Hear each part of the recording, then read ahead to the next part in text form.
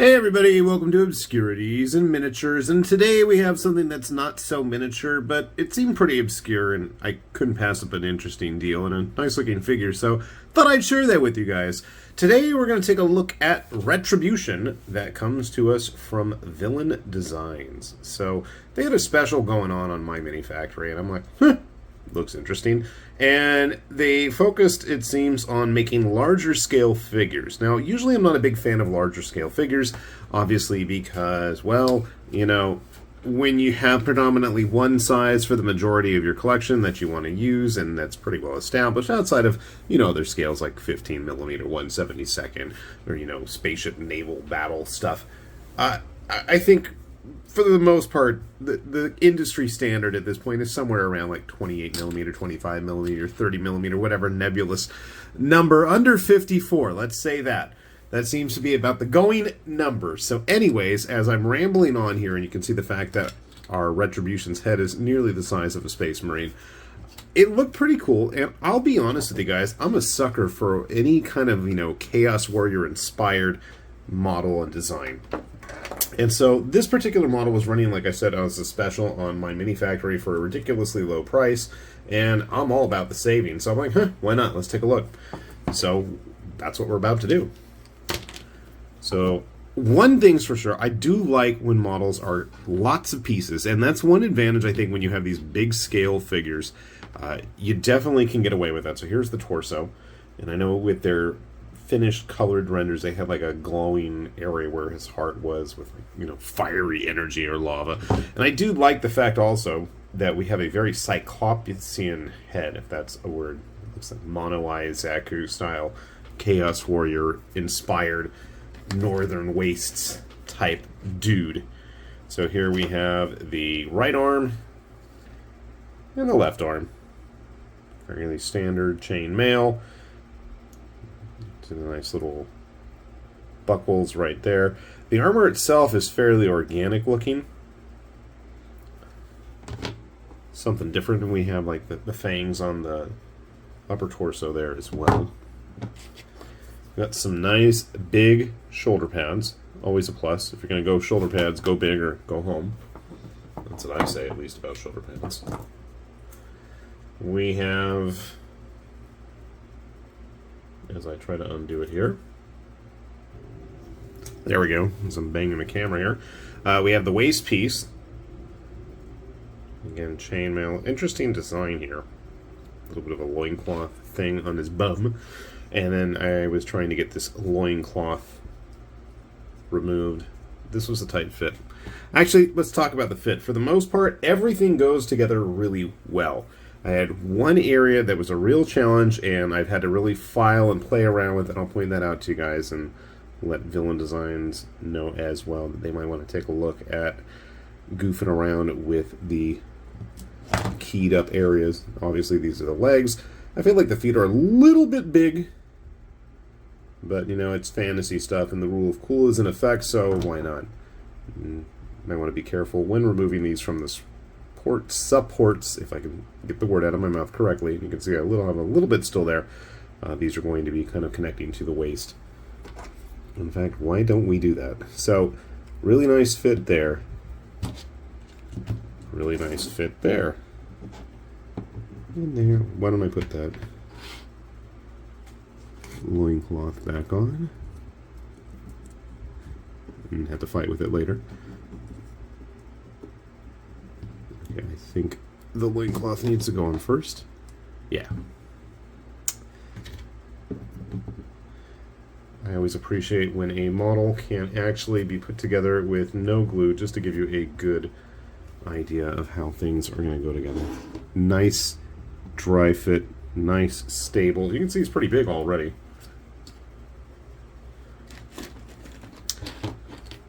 And then that arm is going to go right there. That arm's going to go right there. Now the shoulder pads are actually keyed separate, so as to not confuse which goes in which.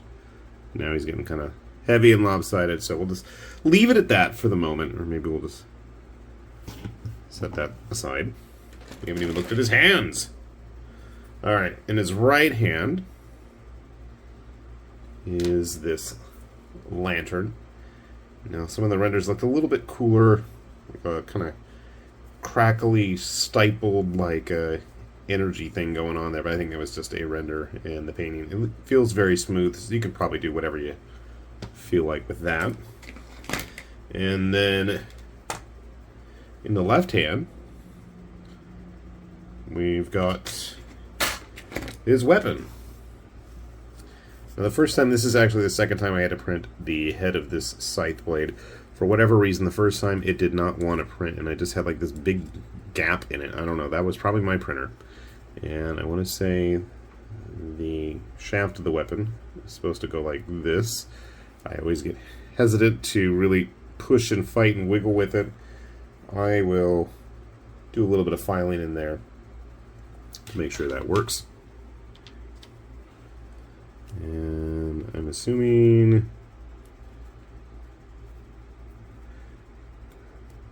that's about as far as this hand's going to go, I think. I'll have to look at the renders.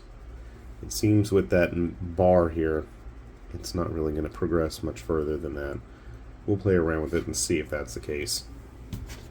I could be doing it completely wrong, which is entirely debatable.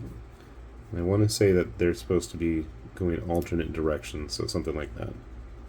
And finally we got to the piece that didn't want to cooperate with me too much, and that is his cape. And we have the kind of chain decorative bits that are coming through there, it looks like. I'm not 100% sure because they're not on the other side. And they kind of come off, so you might want to be careful there. These three little prongs are for these three little skulls, and somehow or another they're actually attached to each other, and I don't even know how. It's very thin, very flimsy, and I'm amazed that I got it off in one piece. You're going to want to probably glue that ASAP, but at least on the other hand, if it does crack, break, you have a spot for all three of them, and you could probably cover up whatever issue was there. And then he has a little belt buckle thingy that's going to hang right there. So, the cape did not want to cooperate right off the printer with where it's keyed. Now, I have hacked away at this thing, sanded it down, had to wear a mask from all the dust flying. Obviously want to stay safe. To get it to that point where it's pretty flush and not very noticeable, except from this side, and I'm assuming, I'm quite curious at this point actually, if with his shoulder pads on, if that kind of hides some of the issue. Yeah, it's really hard to see the connection point at that point with the shoulder pad and cape on. So, I don't know, maybe it was just my printer, but everything else fit so well. I mean, you saw it. I haven't done anything to goof around, really, to get anything, I guess, other than possibly getting the head of the weapon onto the shaft. And I think that might just be an issue of cleaning out the connection point on the blade itself. But everything else fit really great, really stable, really secure, so that's always nice to see. We have a lot of different textures and materials. You've got the cloth, you've got the armor, you've got the chain mail, you've got just a lot of different textures to play with. So I think for the better painters out there, this is going to be something that might be worth looking at. There is no actual included base. I was kind of surprised about that. But, I mean, that to me isn't the biggest of deal breakers by any stretch. It's not like we all don't have a bajillion bases. Obviously, a 50mm base is not going to work. I'd say something along the lines of at least an 80. I'll see if I can dig some out. I'm sure I have some somewhere. But I'm going to go ahead. I'm going to get him glued together. Take another look at those renders. And I will see if we can figure out exactly where and how all those weapon parts are going to go. Most likely, since painting this is going to be a challenge if it's all glued together, I'm thinking I'm going to glue his hand to the weapon. And then that way, when the time comes, it just slides on in there with no issue. And that is a lot easier to work with and manageable. That way I can put the whole body together, and I'll save the cape for the last separate piece de resistance when I'm done. So sit tight, let's get them all done. Okay, guys, I got Retribution all put together here. Blop. Well, at least everything but his hands. So here, let's give him a good and proper base. Is that 100mm? It is. Okay. So look at that. Fits great on a 100mm base. So already I think it's at a nice size where it's not too big, it's not too small. I think, you know, what else is on 100 or something similar? Demon Prince, some kind of exalted chaos thing. I mean, this guy's big enough, you know, he's right in line with, like, plastic model kits. So, to me, that's a great size. I mean, even like one of the Mecha Musume type models here. So, I'm quite impressed. And again, that's not even with his weapons in his hands. His cape does a pretty good job of keeping things balanced. When he's got that lantern in there, he does get a little front heavy, so that is a concern. Obviously, you're going to want to get him nicely glued on a base. That gets him spent out of the way there. Got his blade all put together, nice and big, and without even putting any glue in there, you get a pretty good idea of the size. I'm really impressed. I like it.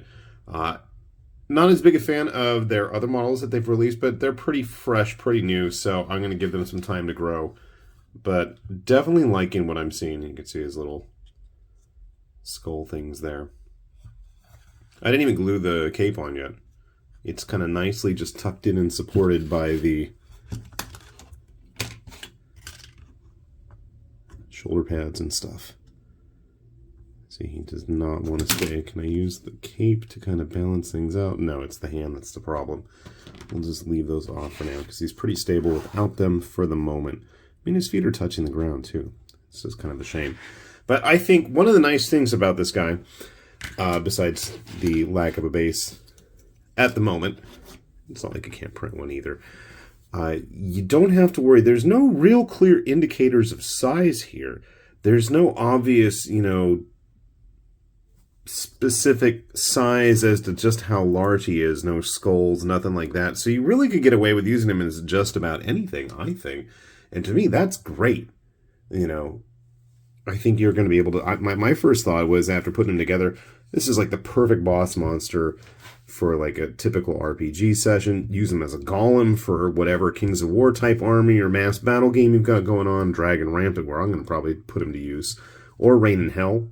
You know, some kind of a demon prince or something, especially with that mono eye going on. But to me, no, this is a nice, fun way to spend an afternoon. I think I fit everything on my, what do I got, a Mono X? Yeah, I don't know what I'm talking to, but yeah, okay, as I'm mumbling to myself here, but yeah. You know, I think I had everything done within 2 prints. And obviously, the size of the shaft of the blade, I think I did all those really large ones together in one batch, and then I got everything else, in addition to a couple other figures, in another round. So, you know, I'd say within a day or two, that's not too bad. And hopefully they still got the sale going on. If they don't, my apologies. And they did mention something about, like, I got a message from them, I got to double check, about possible bonus savings or something like that. So I'll look into that. If there's anything going on, I will definitely put that in a link down below. But we'll have their My Mini Factory page if you guys want to take a look at him yourselves, give it a shot. I think even like with the 3 skulls, you could probably do some kind of nurgly look to him. Me, I'm going to go red and corn probably, but that's just me. But I think this is a nice, really solid model. Really impressed by the quality of it. And looking forward to getting him painted. Not too big, not too small, and obviously we'll get all that glued on, but kudos to Villain Designs for coming up with a nice looking model. So, with that said, this has been High Lord Tamerlane with Obscurities and Miniatures, saying thanks for watching, and we will see you back here soon. Bye-bye.